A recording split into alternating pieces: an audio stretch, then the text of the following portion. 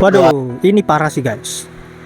Ini seolah-olah menganggap bahwa Pak Jokowi memang menjadi presiden 3 periode. Kita lihat sendiri tulisan di spanduknya, di mana sambutannya bertuliskan selamat datang Presiden Joko Widodo. Ini seolah-olah menginjak harga diri Pak Prabowo, seolah-olah tidak dianggap sebagai presiden Republik Indonesia yang ke-8.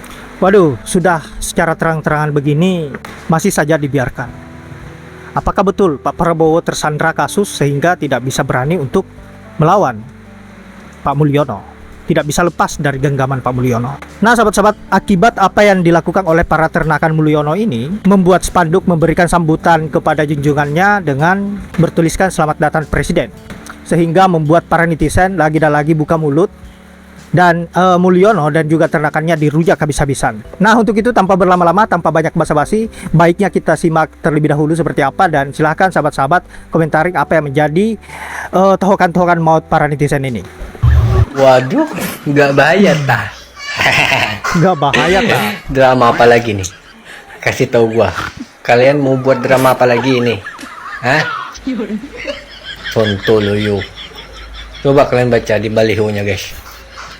Selamat datang Presiden ke-7 Indonesia. Tulislah mantan. Kenapa harus selamat datang Presiden ke-7? Seakan-akan dia masih menjabat loh. Dia itu sudah pensiun. Ngaca lah dikit kalian para pendukungnya. Tahu diri lah. Sudah rusak nalar Kalian berpikirnya. itu tidak menghormati presiden terpilih Pak Prabowo. Gokil banget loh. Sepertinya itu udah disetting ya guys ya. Nggak mungkin lah kalau nggak disetting. Iya kan? Wede, tulisan sambutannya gokil. Selamat datang Presiden Republik Indonesia. Kira-kira Pak Prabowo tahu nggak ya kalau ada orang yang cosplay jadi presiden? Dan Cosplay. kira-kira para ternak Mulyono tahu nggak kalau junjungannya itu mengidap penyakit post power syndrome? Assalamualaikum. Salam Waalaikumsalam. untuk saudara-saudaraku sebangsa setanah air. Hati-hati dan ingat, di sekitaran kita banyak binatang-binatang peternak Mulyono. Oh. Kita sudah sering dengar kan sekarang istilah ternak Mulyono. Gampang Setiap ciri-cirinya hari kalau ingin tahu. dengarnya. Ciri-ciri binatang ternak Mulyono itu ya. Kalau BBM naik, ini sudah saya catat ini. Kalau BBM naik, Sampai cangkemnya dicatat mingkem. loh. Pajak naik, mingkem. Ya. Kemudian pemerintah bebaskan dan datangkan pekerja asing besar-besaran. Ya, tetapi rakyat sendiri ya susah cari kerja sampai pergi ke luar negeri jadi TKI, jadi TKW, meninggalkan anak istri, meninggalkan suami, meninggalkan keluarga. Ya. Mereka mingkem. Ya. Rakyat sendiri susahnya mendapatkan keadilan. Karena oknum para pengkhianat bangsa ini, mulai dari oknum hakimnya, polisinya, jaksanya, semuanya tak ibaratkan seperti anjing-anjing lapar yang akan membela majikannya yang memberikannya makan. Ya.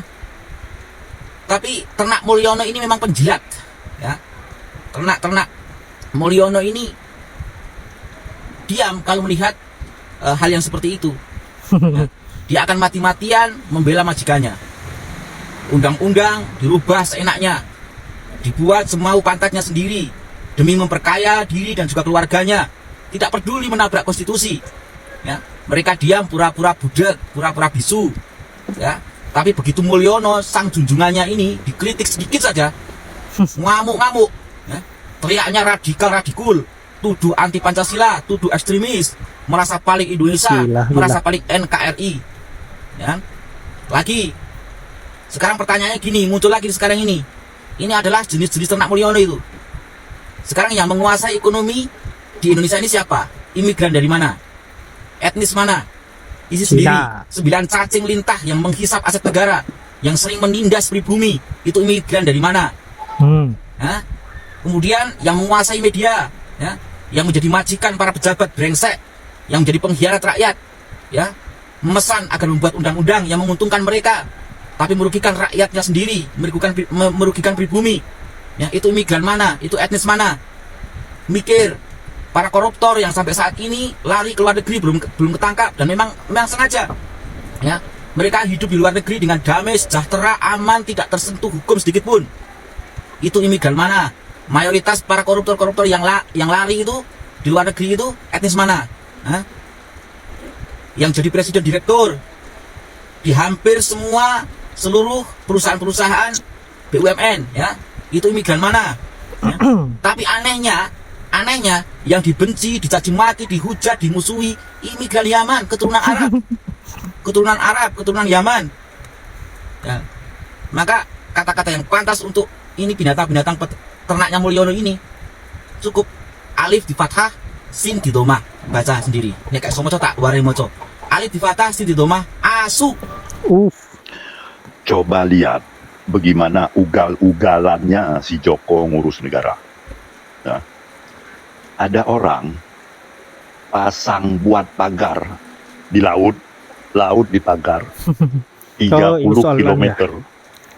Dan itu pekerjaan Pagar laut. berbulan-bulan, sekitar 12 bulan lebih itu dikerjakan.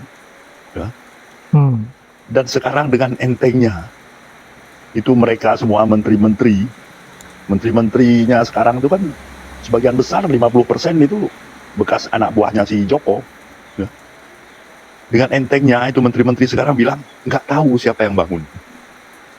Coba Anda bayangkan, begitu gobloknya dan begitu amburadulnya kan ini negeri diurus.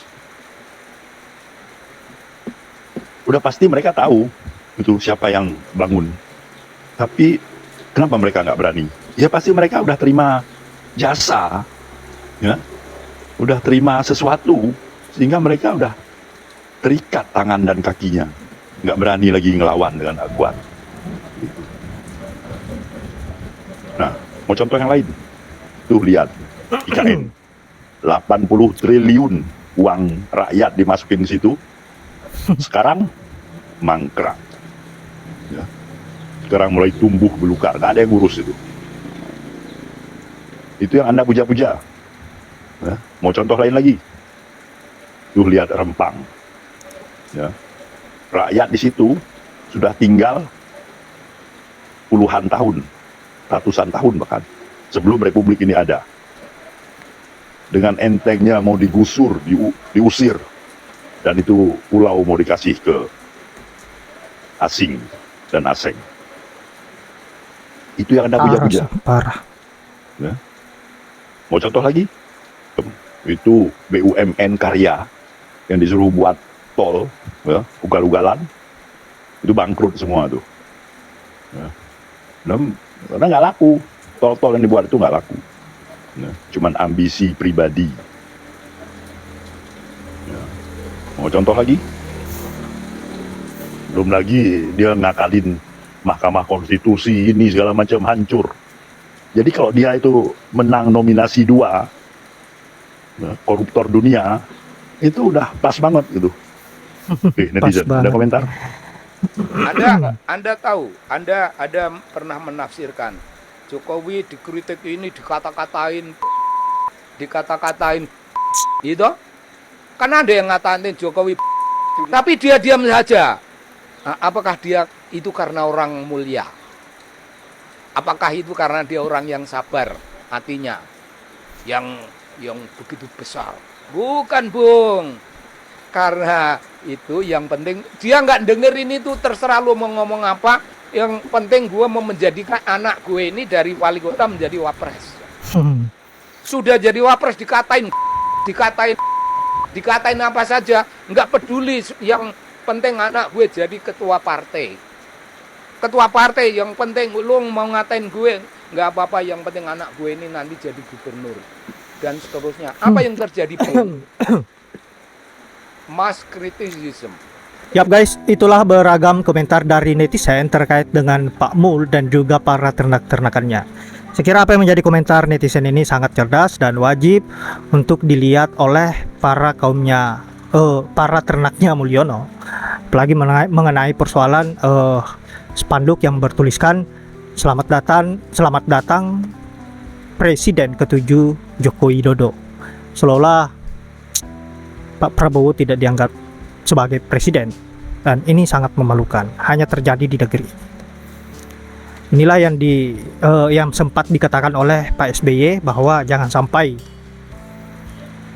ada dua matahari, karena pasti akan kacau dan akan berakhir buruk. Dan ini sudah terjadi di negeri kita. Tinggal kita lihat ke depannya seperti apa, dan kita lihat Pak Prabowo bagaimana tindakannya, apakah terus mendiamkan apa yang menjadi kelakuan Pak Mulyono dan juga para ternak-ternaknya. Sangat menarik untuk kita nantikan. Nah sahabat-sahabat, saya kira Mimin tidak berlama-lama. Terima kasih sudah menyempatkan diri untuk menonton, dan semoga apa yang saya bisa bermanfaat.